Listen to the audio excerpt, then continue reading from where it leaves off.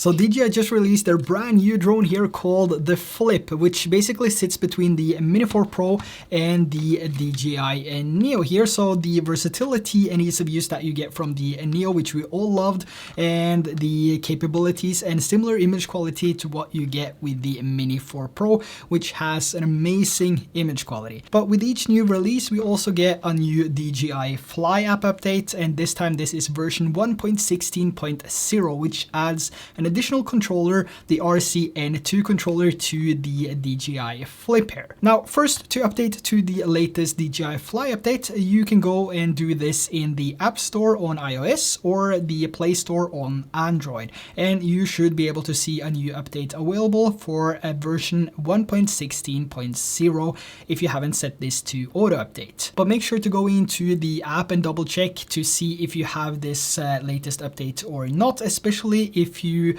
just got the brand new DJI Flip drone, which might require you to update to the latest DJI Fly app in order to fly the drone. Now, not only are we able to fly the Flip here in 3 different ways, so without a controller by using the built-in flight modes on the drone like follow, direction track, and all the different quick shots, or with our smartphone where you can access all the same shooting modes and quick shots, but also fly with virtual joysticks. And lastly, the RC2 controller here, which has this amazing built-in screen, and the RCN3 controller. But now with the latest update, we can also fly this with the RCN2 controller, which is big news if you already have this laying around. So what this means is that if you only want the DJI Flip, you can now actually buy this as a standalone drone, which will not be as expensive as getting the RC2 combo or the Fly More combo, which sits at $779 US.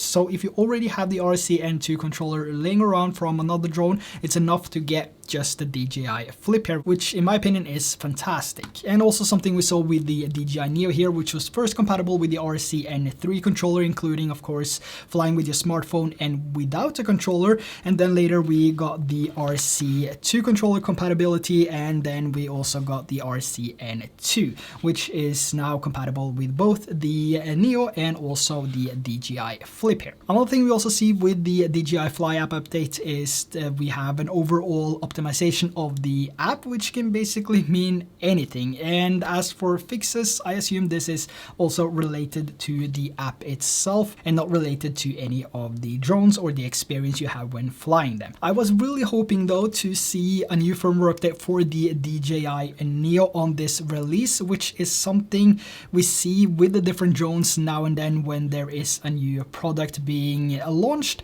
But unfortunately, there is nothing new to the DJI Neo as of this video, so I'm starting to think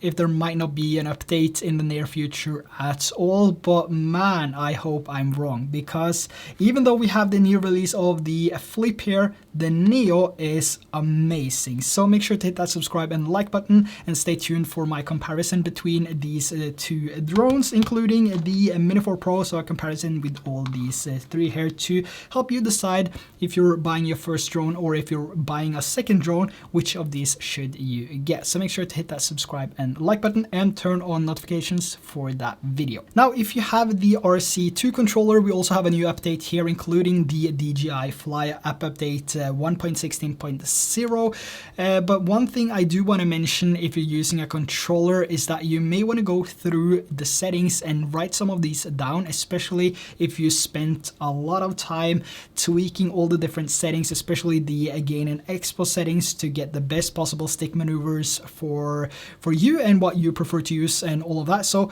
make sure to check and see if everything is up to date after you update, and more importantly, check it before you do the update. So in worst case scenario, this has happened to me a few times, these settings might reset back to the default settings after updating, especially when you're updating the firmware of the controller itself and the DJI Fly app update simultaneously. So it's better to be safe than sorry and spend like an extra minute, or maybe you can take some photos with your phone of the different controller settings before you update to the latest firmware, and then you can just save these photos on your phone for later. So whenever you need to check your settings, or maybe you need to do a hard reset of the controller, which is needed sometimes if it starts to lag a lot,